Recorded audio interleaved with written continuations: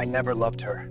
The black girl was just a way to steal my brother's child. Wait, that?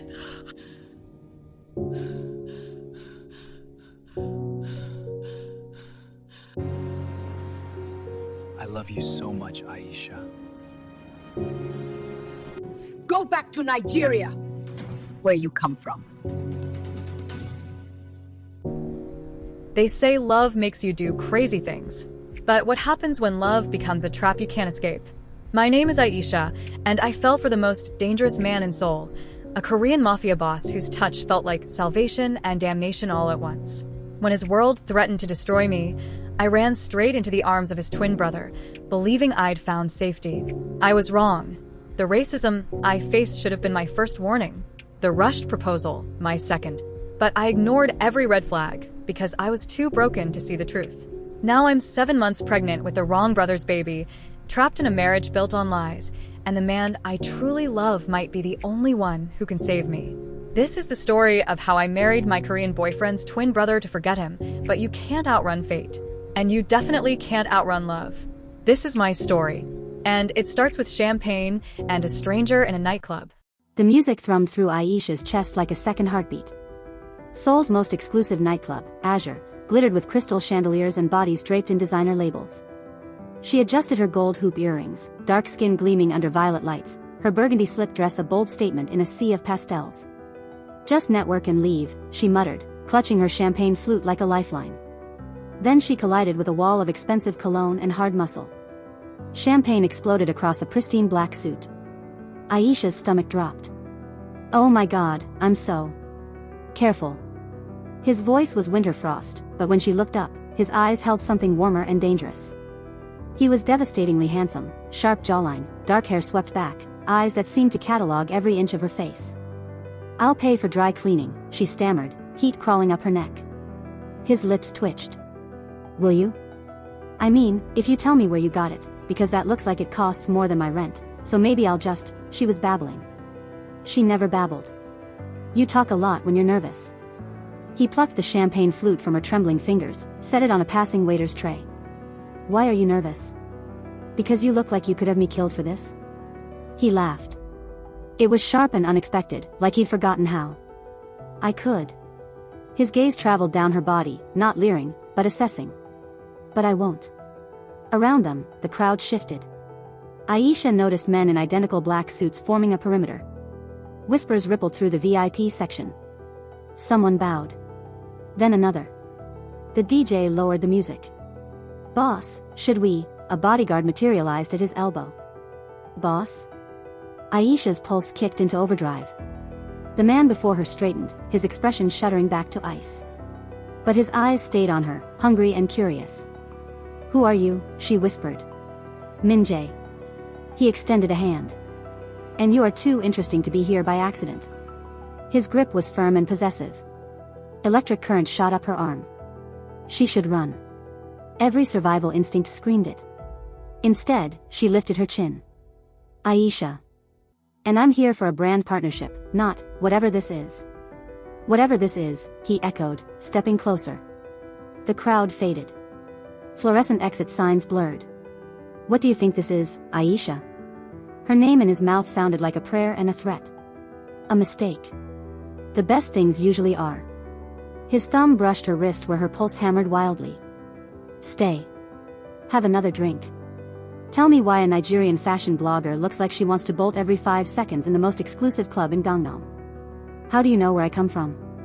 I make it my business to know everything." His smile didn't reach his eyes. "Especially beautiful women who assault me with champagne." Aisha laughed despite herself, despite the warning bells, despite the armed men watching their every move. "You're insane." "Probably." He released her hand slowly, like it cost him. "But you're still here." She was.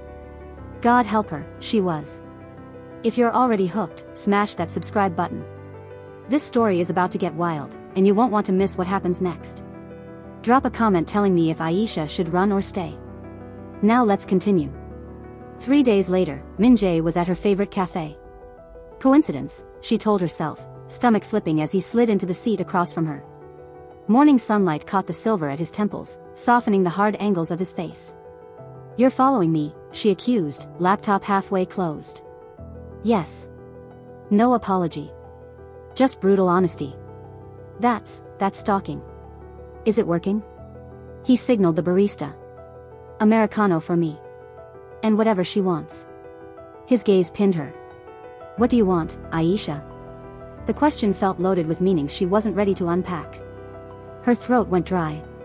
For you to leave me alone? Liar. He leaned back, all lazy confidence, but his fingers drummed the table, the only tell of nervousness. You've looked up at this door 17 times since I walked in. You counted? I notice everything about you. His voice dropped. The way you bite your lip when you're thinking. How you tap your pen 3 times before writing. That small scar above your left eyebrow. Aisha's hand flew to the scar, heart racing. This is insane. I don't even know you. Then let me fix that. 2 weeks of Min-Jae appearing everywhere like a well-dressed ghost had gotten Aisha hooked even though she hated to admit it. The fabric market where Aisha sourced materials for her blog shoots, he was there, asking questions about Ankara prints with genuine curiosity. The late-night convenience store, he bought her favorite mango juice without asking. Her morning jog route, he ran beside her in expensive sneakers, never winded, never intrusive, just present. Why me? She finally asked one evening by the Han River. The city lights reflected on dark water, golden hour painting everything in amber and shadow. They sat on a bench, careful inches between them that felt like miles. Min-Jae was quiet for so long she thought he wouldn't answer. When he spoke, his voice was raw. My father used to lock me in a basement. He said isolation built character. His jaw clenched. I learned to need no one. And then you spilled champagne on me and laughed. Aisha's chest tightened. Min-Jae. You're not afraid of me. Everyone's afraid of me. I am afraid, she admitted. Just not of you. Of this. She gestured between them. Of wanting something I know will hurt. He turned, eyes burning. I would never. You already do. Her voice cracked. Every time you show up, I fall a little more. And I don't even know what you are. The inches disappeared. His hand cupped her jaw, thumb tracing her cheekbone. I'm a bad man who runs a worse empire. I hurt people. I've killed people. His forehead pressed against hers. But I've never felt anything like this. Like I could be someone different. Someone better. Min-Jae. Don't. Don't tell me it's impossible. Let me have this moment where I pretend. His phone shattered the moment. He ignored it. It rang again. Again. Boss, we have a situation.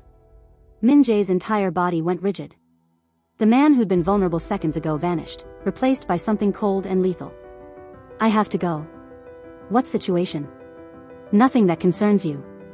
He stood, shutting down. Stay home tonight. Please. You can't just. But he was already walking away, phone pressed to his ear, bodyguards materializing from shadows. Aisha sat alone as night swallowed the golden hour, her lips still tingling from an almost kiss. The restaurant was all white tablecloths and crystal. Min-Jae had called 2 days later, voice warm again, walls down. Let me take you somewhere nice. I want us to have a proper date. But the hostess's eyes skated over Aisha like she was invisible. I'm sorry, we're fully booked. We have a reservation, Min-Jae said quietly. Under con. The hostess's face paled slightly, but her lip curled. Still, I don't think we have any available. Do you know who I am? Min-Jae's voice dropped to freezing. The temperature seemed to plummet. Other diners turned. Sir, You looked at her like she's garbage. His hand found Aisha's trembling one. This woman is worth 1,000 of your pathetic existence. Min-Jae, it's fine, Aisha whispered, cheeks burning. Every eye in the restaurant crawled over her skin. Let's just go. No. His fingers tightened. It's not fine. The manager rushed over, apologizing and ushering them to the best table, but Aisha tasted ash. She'd lived this moment 100 times since moving to Seoul, the stares, the compliments about how exotic she looked, strangers touching her hair on the subway like she was a curiosity, not a person. But seeing rage blaze in Min-Jae's eyes, rage for her, cracked something open in her chest. They left before ordering. Outside, cold air bit through her dress. Min-Jae shrugged off his jacket and wrapped it around her shoulders.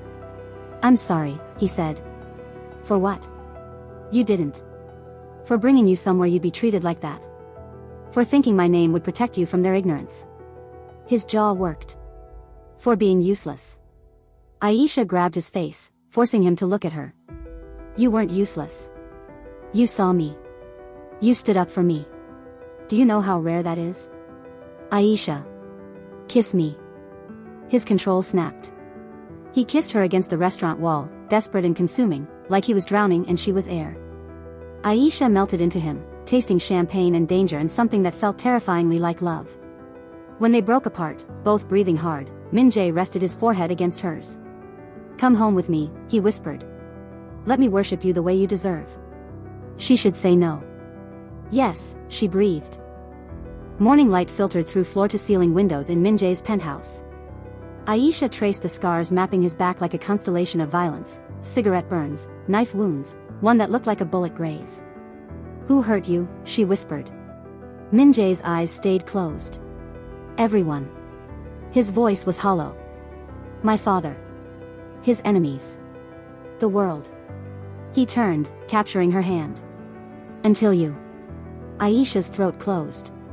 She'd spent the night learning him, the way he gasped when she kissed his scars, how he held her like she might disappear, the brokenness underneath all that controlled power. They'd talked until dawn about everything and nothing. He'd laughed at her stories about Lagos traffic, and she'd cried hearing about the 9-year-old locked in darkness for failing a test. I could fall in love with you, she admitted. Terror flashed across his face. Don't. Too late. Aisha. His phone buzzed. Not again. Aisha groaned, mourning the lost moment they'd shared. In an instant, Min-Jae's expression shifted, hardening into the man from the club. He checked the screen and every muscle locked. I have to go. Now. What's wrong? Nothing. Stay here. He was already dressing, all efficiency. Don't leave the penthouse. My men will. Your men. Min-Jae, you're scaring me. He cupped her face, kissed her hard. I'll explain everything tonight. I promise. Just stay safe. The door closed and the lock engaged. Aisha sat in silk sheets that smelled like him, cold dread pooling in her stomach. The coffee shop 2 blocks from her apartment was her favorite refuge. Aisha needed normalcy after Min-Jae's cryptic exit, so she'd slipped past his guard surprisingly easily and escaped to familiar territory. She never saw them coming. One moment, she was ordering her usual. The next, rough hands yanked her toward the exit. A van screeched to the curb. No. Help. Aisha screamed, fighting, but they were too strong. Her phone clattered on the pavement. Someone covered her mouth. Message for your boyfriend, one snarled in Korean. The van door slammed. Darkness followed as the engine roared. Aisha's racing heart drowned out everything else. Min-Jae was in a business meeting when his phone lit up. His second-in-command's face on screen said everything. The girl's been taken. The conference room went silent. Min-Jae's hand crushed his phone screen. Glass cut his palm but he didn't notice. When he stood, his chair crashed backward. Find her. Now. His voice was death. 47 minutes later, Min-Jae's men stormed the warehouse. Aisha was tied to a chair, unharmed but terrified. Relief flooded her, until she saw Min-Jae's face. He was a cold, methodical monster. He broke the first man's fingers one by one, voice never rising. The second screamed before Min-Jae even touched him. The third. Aisha squeezed her eyes shut, but couldn't block the sounds. Bone cracking. Pleas for mercy. A gunshot that echoed forever. When silence fell, gentle hands untied her. Min-Jae, face splattered with blood, knelt before her. Are you hurt? She couldn't speak or breathe. This man had held her so tenderly hours ago. Now he had blood under his fingernails. Aisha. Look at me. She did. His eyes were desperate and terrified. He'd turned human again, but she'd already seen the monster. Who are you? She whispered. Someone who shouldn't have dragged you into this. His voice broke. I'm so sorry. This story is getting intense. If you're feeling the emotions, hit that like button and drop a comment with your reaction. Should Aisha forgive him or run? Let me know. Don't forget to subscribe so you don't miss the next chapter. Now back to the story. His penthouse felt like a cage. Aisha sat on the leather couch, wrapped in a blanket, while Min-Jae paced like a wounded animal. "This is my world," he finally said. "Blood. Violence. Death." He stopped, facing her. "You'll always be a target. I thought I could protect you. I was wrong." "Then leave it," Aisha pleaded. "Walk away from this life." "I can't." His fists clenched. "And I won't drag you into hell with me." Min-Jae. His face transformed into a cold, cruel, and unrecognizable expression. "You were a distraction. Nothing more." The words were knives. A pretty thing to pass time with. Aisha stood, legs shaking. "You don't mean that. Go back to Nigeria where you belong." His voice was acid. "Forget me. You're lying. Get out." She slapped him hard, tears streaming. "I hope you die alone in your empire." She left without looking back. Her whirlwind romance had just ended rather unceremoniously. Behind her, Min-Jae watched from his window as her cab disappeared, jaw clenched, a single tear tracking down his face.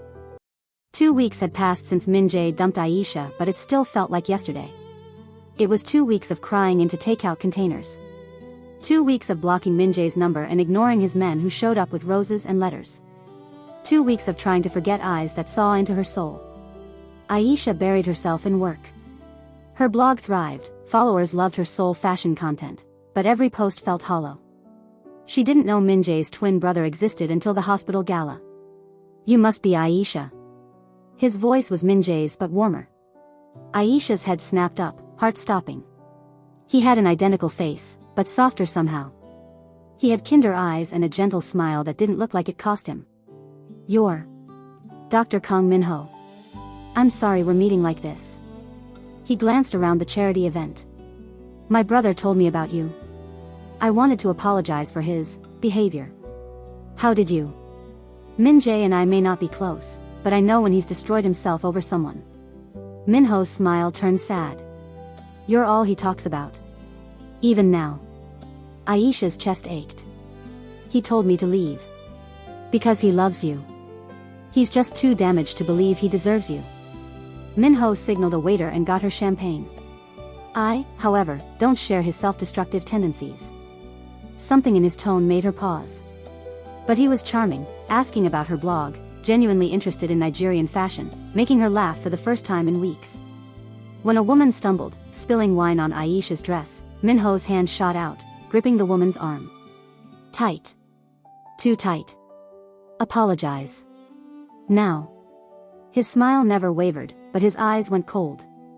The woman stammered apologies and fled. Min-Ho turned back, warmth flooding his face again. "Are you alright?" "I'm fine." But Aisha's arm tingled where he'd touched her, steadying her. Warning bells whispered, but she ignored them. 3 months blurred together. Min-Ho courted her properly: art galleries, cooking Nigerian food, badly and hilariously, learning Yoruba phrases. He was everything Min-Jae wasn't: open, stable, and safe. Meeting his mother shattered that illusion. Mrs. Kang looked at Aisha like she tracked mud on an expensive carpet. "Oh. You're much darker than I expected." Her smile was sharp. "Do you have diseases we should know about?" Aisha's jaw locked. Min-Ho laughed nervously. "Mother, please. I'm just asking reasonable questions." Mrs. Kang sipped tea, gaze raking over Aisha. "It's not every day my son brings home someone like you." "Someone black," she meant. The unspoken words hung like poison. Min-Ho squeezed Aisha's hand under the table. She wanted to scream.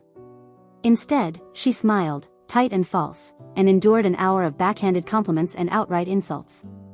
In the car, Min-Ho apologized. "She'll come around. She just needs time. Your mother's a racist. She's traditional." He pulled into traffic, jaw tight.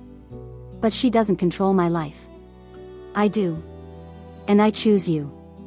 It should have been romantic. Instead, dread pooled in Aisha's stomach. The proposal came at an expensive restaurant. It came with a huge diamond ring, a photographer ready and other diners watching. Min-Ho got on one knee, perfect smile in place. "Marry me." Aisha hesitated. 3 months felt rushed. But she was tired of being heartbroken, tired of Min-Jae haunting her dreams, tired of being alone. Yes. Min-Ho's smile widened. He slipped the ring on her finger and kissed her while strangers applauded. Later, in the bathroom stall, Aisha stared at the diamond ring. It felt heavy and wrong. Outside, Min-Ho's voice filtered through. She froze. Phase 1 complete. I know, father. She said yes. The inheritance will be mine once we're married. Grandpa already promised. No, my brother won't interfere. He's too busy feeling sorry for himself. Aisha's blood went cold. She couldn't breathe. Couldn't move. When she emerged, Min-Ho was all smiles. Ready to celebrate, darling? She nodded, numb, and let him lead her to his car. What had she done? The wedding was small, elegant but rushed. Min-Jae didn't attend. Aisha felt his absence like a missing limb. Mrs. Kong refused to smile in photos. She was loudly telling guests she'd wanted a Korean daughter-in-law. Min-Ho made weak defenses, then dropped the subject entirely. Their honeymoon night was mechanical, affectionate but empty. No fire. No passion. Just choreographed intimacy that left Aisha feeling more alone than ever. 1 month later, Min-Ho dragged her to a business gala. And across the room, Aisha locked eyes with Min-Jae. He looked destroyed. He was thinner and haunted with dark circles under eyes that widened when they found her. The air left the room. Time stopped. Min-Ho abandoned her to network. Min-Jae approached slowly, like she might vanish. You married him. His voice was gravel. You told me to forget you. I was trying to save you. You destroyed me. Tears burned. And now I'm married to your brother, so... Do you love him? The question hung between them, sharp and dangerous. Aisha's throat closed. Because I think about you every second. Every breath. You haunt me. Min-Jae stepped closer. Tell me you love him, and I'll walk away forever. Min-Jae. Tell me, Aisha. She couldn't. God help her, she couldn't. They ended up on the rooftop terrace. The Seoul skyline glittered. Cool air raised goosebumps. Min-Jae's jacket settled around her shoulders. I'm leaving the business, he said quietly. I'm legitimizing everything and becoming someone you could love without fear. It's too late. Is it? His hand cupped her face. Because your hands are shaking. Your pupils are dilated. You're leaning into me. His thumb brushed her lip. And you still haven't said you love him. I can't do this. He kissed her. Desperate and consuming. Everything the past months hadn't been. Aisha melted, hands fisting in his shirt, every wall crumbling. They stumbled into a service room. Clothes shed. Months of longing released in desperate touches and whispered names. Afterward, Aisha cried against his chest. I have to go back to him. No, you don't. I'm his wife. You're mine. Min-Jae's voice broke. You've always been mine. But guilt was a living thing, eating her from inside. She dressed quickly, ignoring his pleas, and ran. Comment if you saw that coming. Was Aisha wrong for sleeping with Min-Jae? 2 months later, she stared at a positive pregnancy test. And knew, she just knew, it wasn't Min-Ho's. The secret DNA test confirmed it. The baby was Min-Jae's. When Min-Jae found out about the DNA test from his informant at the lab, he showed up at her apartment, fuming. That's my child. It's a mistake. Leave him. Come back to me. I'll keep you safe. His eyes blazed. Both of you. Your world almost got me killed. I've changed. He grabbed her shoulders. I'll prove it. Every day for the rest of our lives, I'll prove it. I can't. She was crying, drowning. I can't do this. She slammed the door in his face, sank to the floor, and sobbed. Now, 7 months pregnant, standing outside Min-Ho's study, she just heard the truth. The black girl was just a way to steal my brother's child and secure the inheritance from my grandfather. I'm impotent. There's no way I could have fathered a child. That's why I needed her to sleep with my brother and give me an heir. Her phone buzzed as she stepped back, still in shock. You're in danger. Min-Ho knows you know. Leave now. MJ. Footsteps came from behind her. Aisha? Minho's voice, cold as winter. What are you doing up? She turned. His smile turned demonic. Were you listening to my call? She started to shake her head, but it was too late. Min-Jae was no fool. Everything shattered. To be continued. If this story has you on the edge, you need to subscribe right now. Episode 2 drops soon, and you do not want to miss what happens next. Comment below, Team Min-Jae or Team Min-Jae? Hit that like button if you're invested in Aisha's story. See you in the next episode.